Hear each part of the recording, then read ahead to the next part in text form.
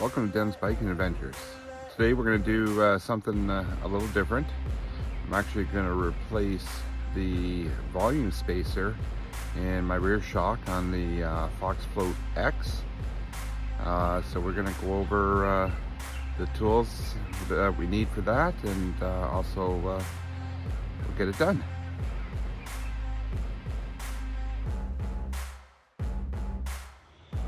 So starting off with some of the tools. First off, you'll need a shock pump. I've got the digital one here, Fox. I also have a analog one, but I want to use the digital because that's what I've been using recently. And we have the volume spacer kit. Make sure when you order your kit, you take your serial number from your shock, go online, and it'll tell you exactly what kit to use and to order, because there are a few of them. Need a little pick. This is not normally the one I use. The one I use is a little shorter and not quite as sharp. You got to be very careful with these inside the shock. A couple of Allen keys.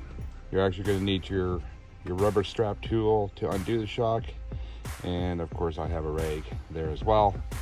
And up top here I have my tool kit of more tools, just in case I need more tools. So right now, yes, sorry about the noisy background. We're doing it in my little barbecue area here. Yes, I know the grass definitely needs to be trimmed,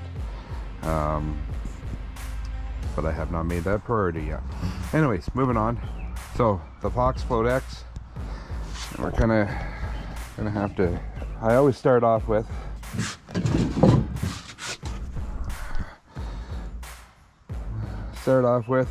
remove the cap on the bleeder screw.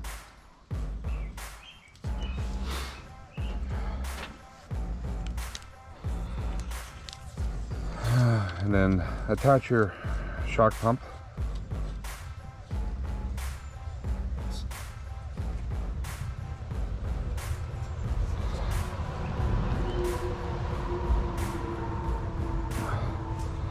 All right, so currently, if you don't know what pressure you have in it, it's best you take note of it now, write it down.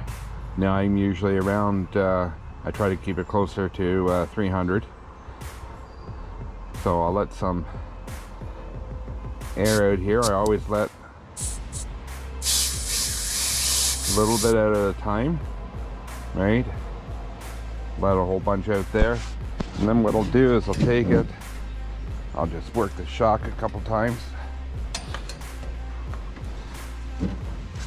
All right, and I'll sit here, let more air out.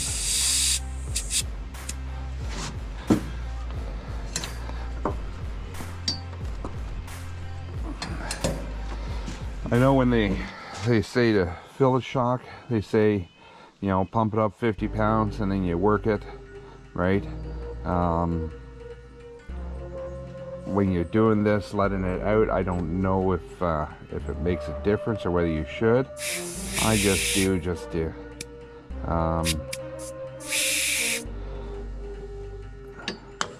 in case. That's all I'm doing this, working it out like that. I don't know if it makes a difference to stabilize things in the shock or not, but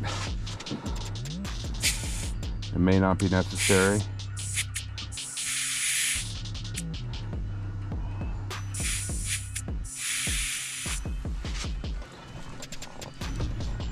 Gets to the point where you can just work it with your hand, still sitting down.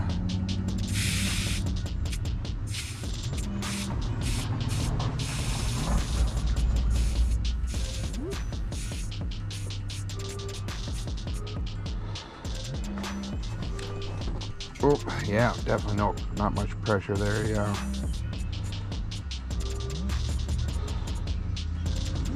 So you notice I'm just trying to get that last little bit out of there.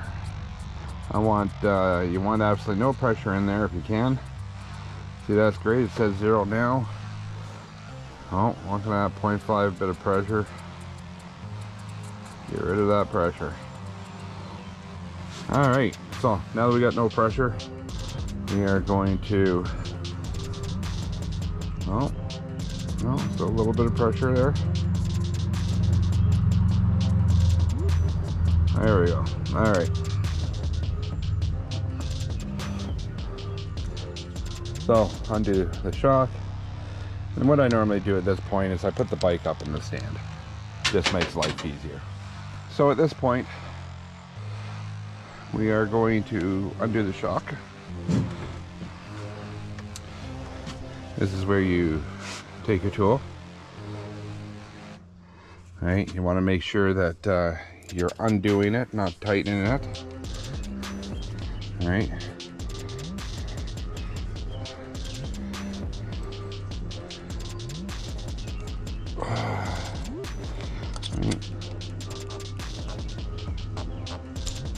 There we go. That was a little stiff.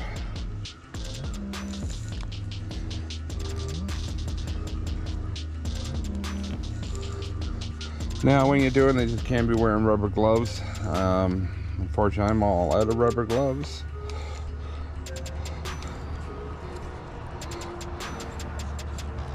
But it's best when you're gripping it, grip it on the toughest spot. Don't grip it in the middle, okay? Because you don't want to flex that where everything rides in the middle.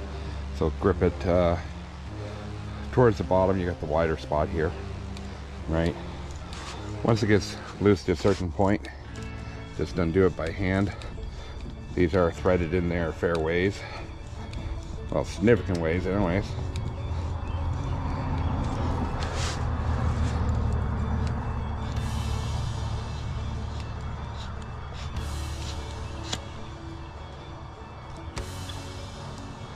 So take that tool out of the way for now.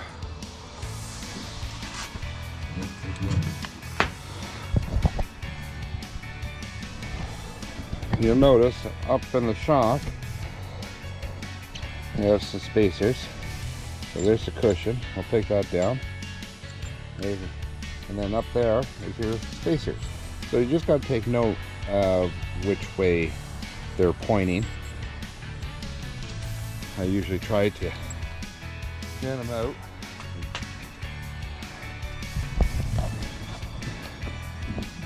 This is where I'll lightly take the pick.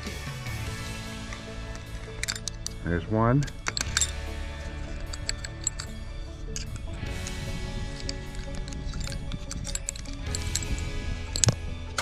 And we're replacing that one, so I'm not too worried about it. There's a little gap here to be able to pull on that one. They're a little snug, but once they pop out pretty good. So.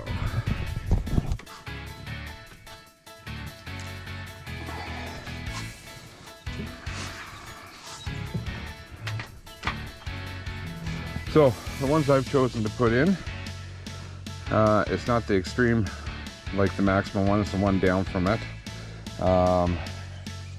Say the size on it? No. Oh, yes.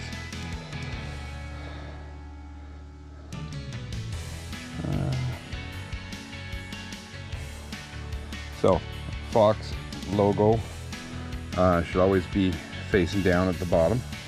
Right, and this is the 0.6 inch squared, right? So I shall put that one in. The fun is getting it up and seated.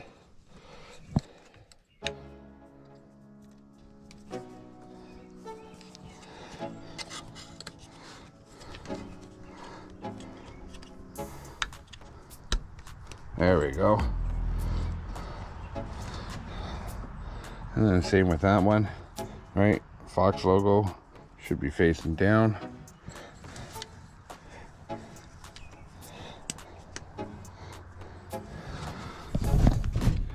So when you're done, they're both up there, sitting nice and pretty, right? You take that.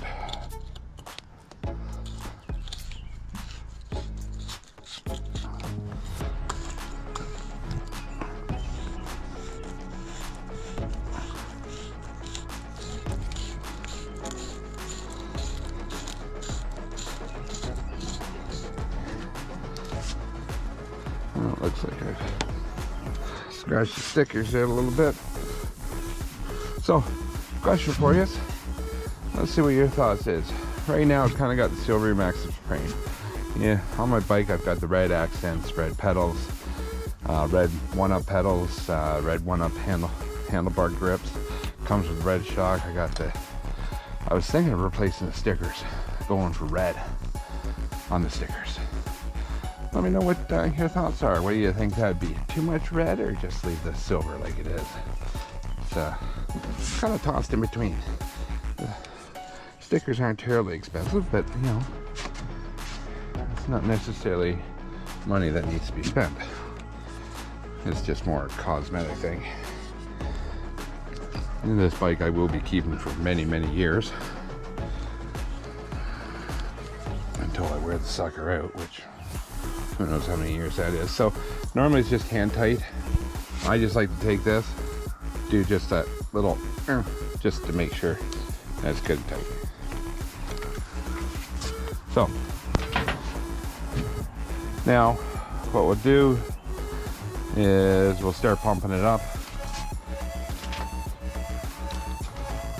I can move the O-ring up on it.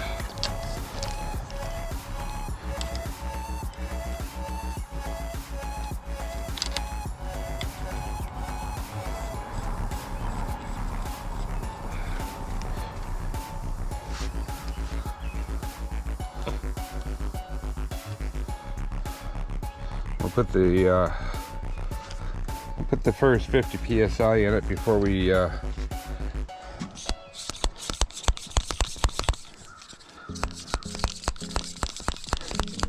put it down and cycle it.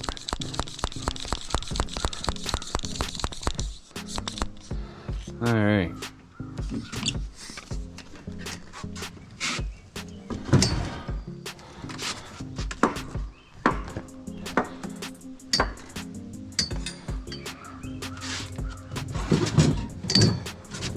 So that's the first cycle after the first 50 psi.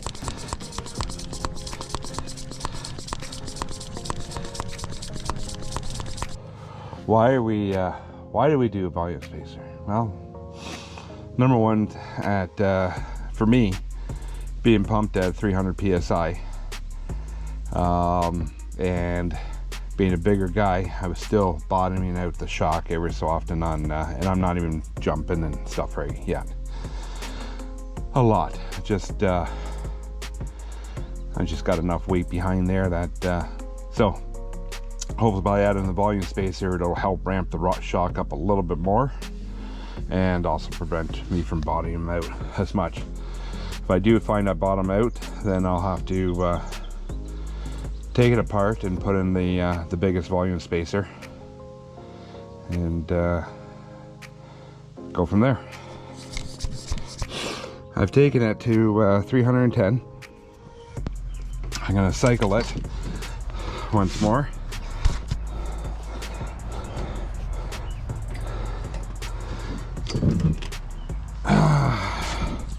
So we're still 309.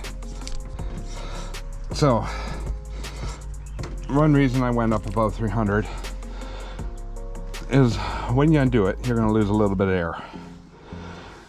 I have found that if I keep it right at 300, I take it off sometimes, you know, I'm down 10 psi, down 20 psi, because air comes out of here very quick, right? So anyways, I'm up above now. If I lose 10 psi, I'm at 300. If I lose 20, well, I'm at 290, still within my acceptable range that I've played with. So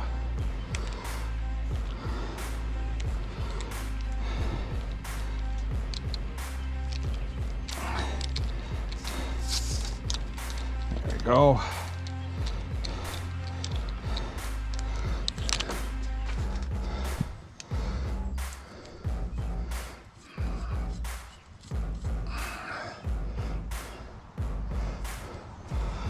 Now,